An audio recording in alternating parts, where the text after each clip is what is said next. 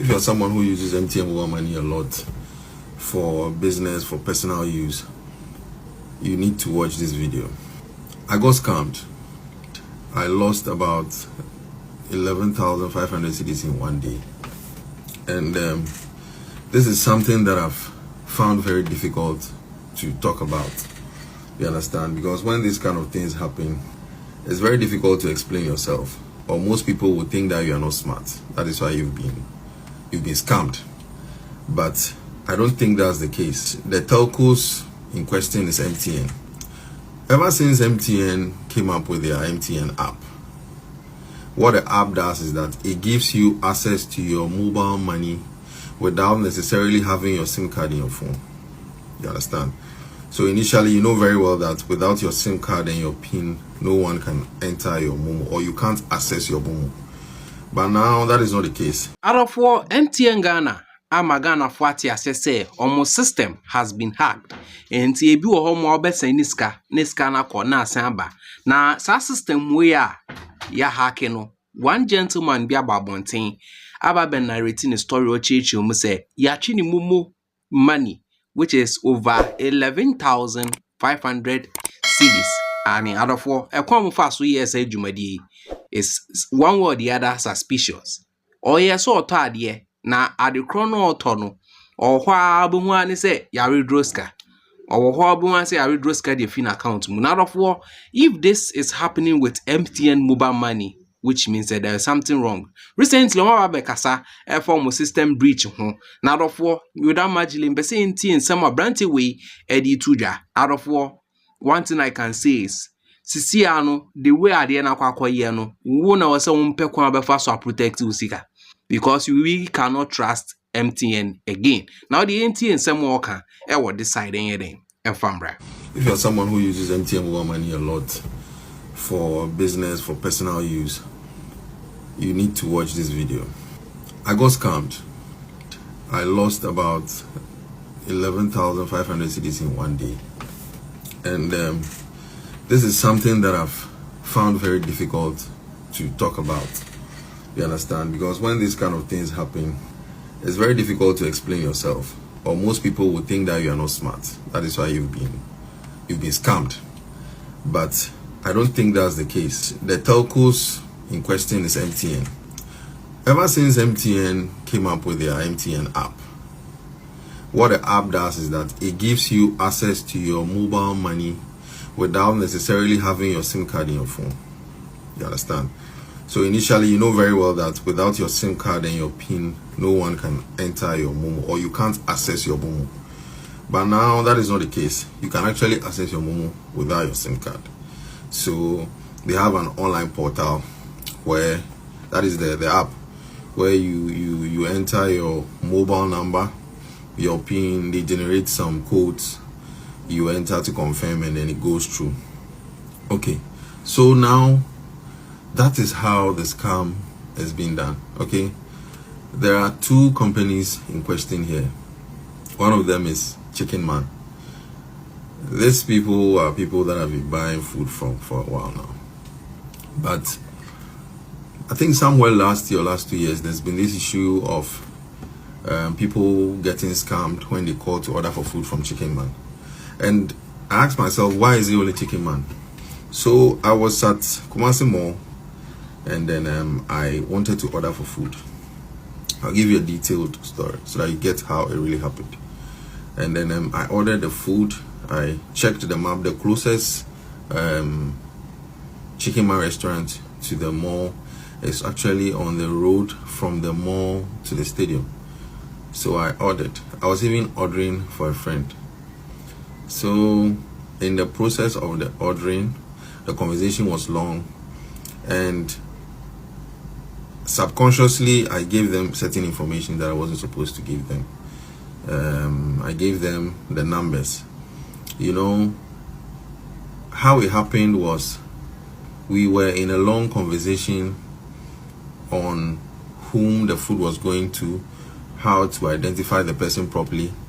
The lullaby they used was normally food gets stolen when they are delivering to a third party. So now they are coming up with they've come up with a new system that they are using to make the receiver very authenticatable. So the whole thing was like they were running you through the process.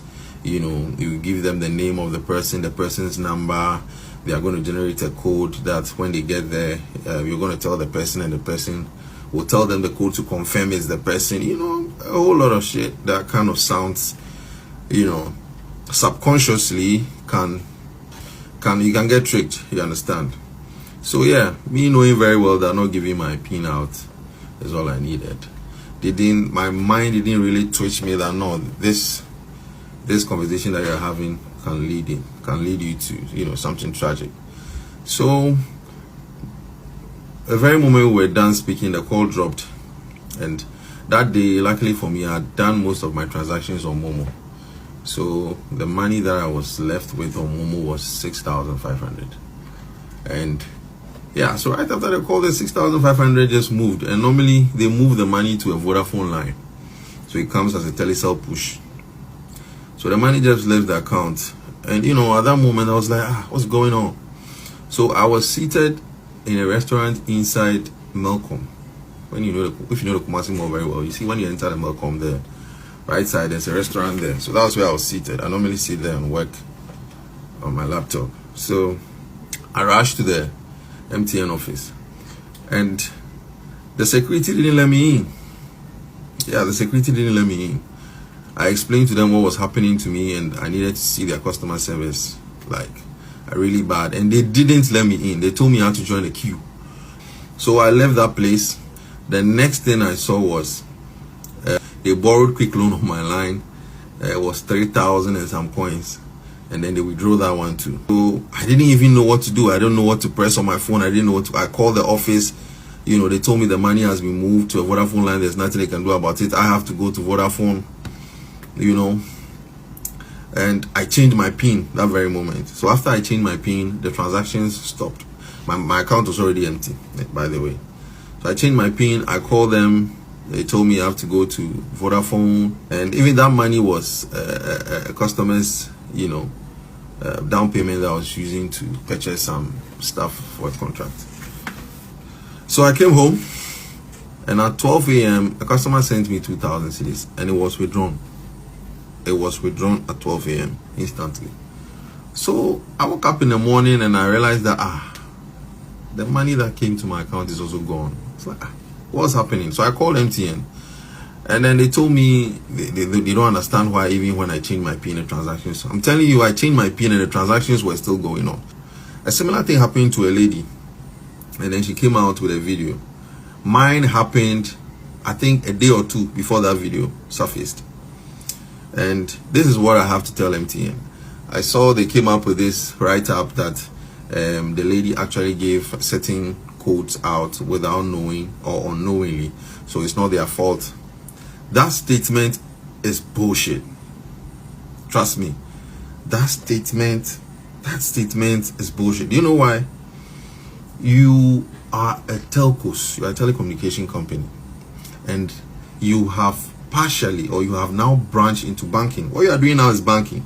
Now you need to understand that now that you are into banking, your security measures should be tighter.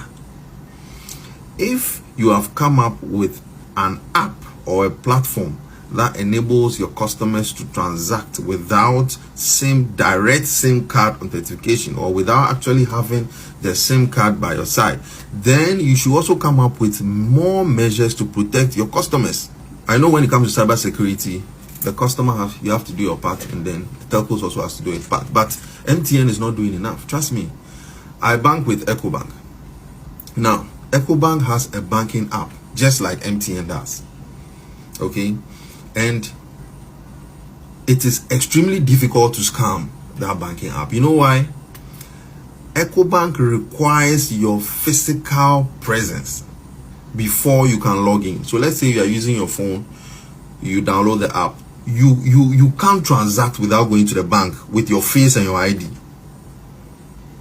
Someone will say, oh, then, you know, that's inconvenient. You know, MTN mobile money is convenient. You can just log in. You don't need to go to the office. Would you rather lose your money in the name of convenience, or keep your money in the name of inconvenience. What is the convenience if at the end of the day your money is not safe? What is the convenience in that? Where is the convenience in that? You understand? So with the with the EcoBank app like this, you are going to create a login with probably an email and a password. Okay? Now, aside that email and the password, if you are using an advanced phone, you can add your facial ID to it, and then there is a PIN code. So you're using a PIN code, facial ID, an email, and a password. You get it? So even if someone tries to scam you and the person even has your PIN code, the person can still get through. You get it? Because it is very difficult for someone to actually go through a conversation with you, get your email, your full email, get a 8-digit, 6-digit password, and get your PIN code in addition. You know, before someone comes up with a lullaby or with a story or with a trick to get you to give them this information, it will be very difficult. They might get one or two, but because the requirements are so many, the possibility that you, the client, or you, the account holder, will get to know that no, this is a scam is very high. But with MTN, that is not the case. That is simply not the case. If someone finds a way, okay, if someone finds a way to get your PIN, or if someone finds a way to get into your account on mobile money, whatever your mobile money limit is for the day, the person can just move that full sum of money at one push. That is very bad. So let's say if your daily limit is 20,000, 30,000, whatever your daily limit is, the person can just move that amount of money in one push. I mean, why should that be possible? Because even with the banks, if let's say your daily limit is 5,000, or let's even put a daily limit, they have a limit of an amount you can move at a time. You understand? So let's say for EcoBank, for instance, if it is 10,000 you are moving, you can't move 10,000 consecutively. It will be blocked. You understand? So they still, even if the person enters your account, they still have these barriers to still protect you, so that even if the person gets access to your account, the person cannot steal everything.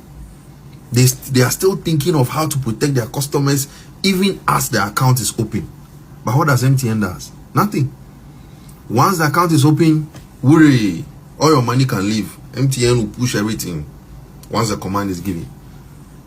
Where the world has gotten to now, and with all the technology we have, things like this shouldn't be happening. Things like this, there is no measures. You can just move the amount and it will just go like that. There is no, you know, AI in place to check transactions. Some transactions are suspicious.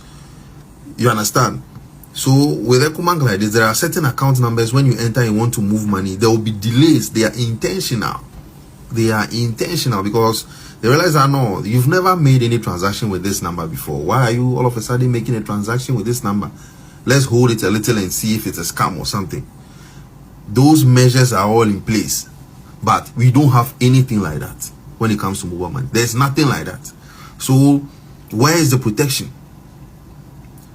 Where is the protection? This is how weak the MTN mobile money system is.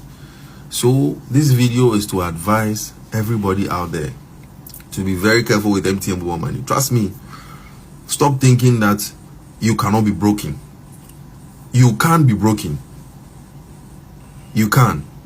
Your system can be broken into. Even the CIA is hacked sometimes. So the advice I will give you is keep your money in the bank. Keep it where it is most secured. Keep it where it is most secure.